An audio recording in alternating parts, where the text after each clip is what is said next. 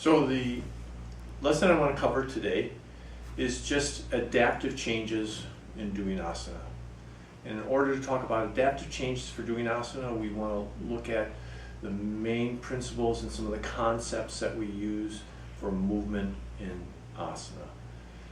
Biggest concept we want to cover right now is that the asanas that we're going to be using here are in a particular direction.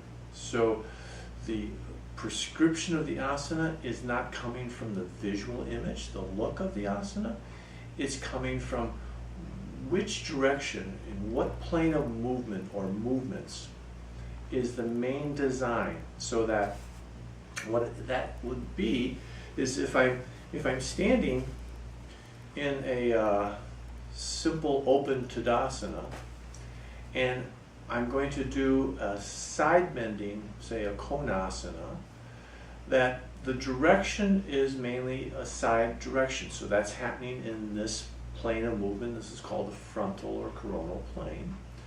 So that as I raise and bring the arm up, we're just looking at the mechanics of the movement, okay? And from that aspect of the mechanics of the movement, that as I come into position, if I come into position to where I overextend and activate this backward bending movement, you can see from the side,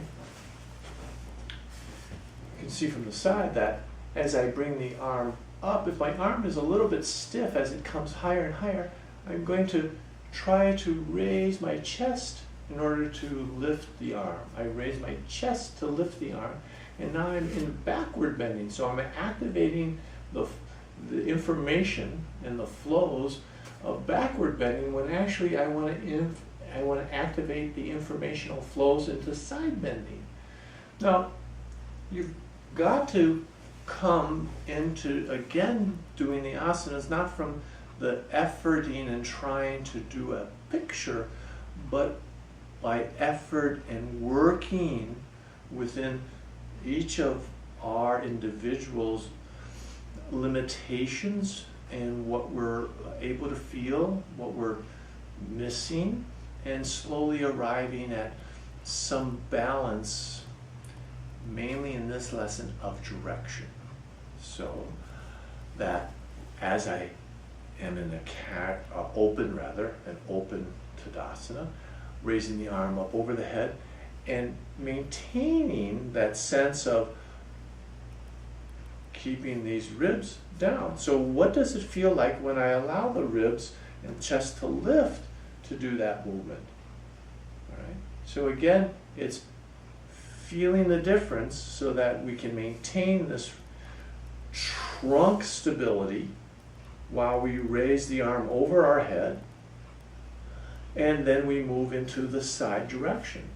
And you only go in the direction as far as you're able to maintain that direction, and then all the other constraints within that asana. One of the biggest constraints of that asana of direction is to not borrow from the backward bending, not borrow from the forward bending to get lower, all right, but to maintain that direction of side bending to where you maintain the balance between the front activity of the body and the back activity of the body. That creates the stability and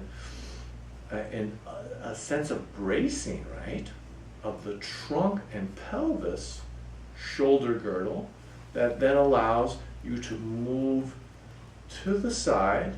And from here then you would be working these flows of information, these nadis that are moving in side bending versus the flows and nadis that are moving a little bit in rotation sometimes, a little bit in a flexion sometimes, or forward bending, and a little bit in the backward bending. It depends on our substitutions. Remember, the asana is not about how far we go, of trying to go further and further, and we end up, they have this peculiar look, but it's not only the look, it is this misactivation of these flows of information, or pranic flows, as you will call them in yoga.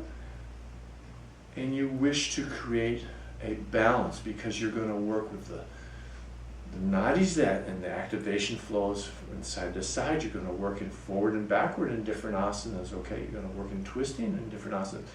And you're creating a particular design so that everything has a certain way of inputting into our nervous system, into our pranic system, and from there, these simple flows can deepen that sense of the body into position, of the breath that then deepens, and then the sense of the mind becoming more and more focused. So for really stiff people that couldn't get their arm overhead without backward bending, you're going to just have them limit. You know, they might just get a lot of benefit by placing their hands on their hips to start with. So this would be a regression now. So what we're taking is a limitation with a misdirection of extension in this case. And we're taking that problem area of a tight shoulder and we're just placing it so that it's no longer overhead. It's not a problem. And they're going to then learn to activate the direction of the side body. And then as they loosen up and we do other supplemental asanas, you could even start then this asana with a hand behind the hip position. So they might position in that way and work on, again, decreasing that overlifting, that as their hands come behind their head, that overlifting of the chest and overarching of the back.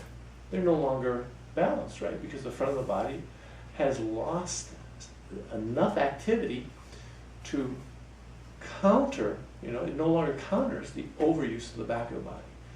And I see this a lot.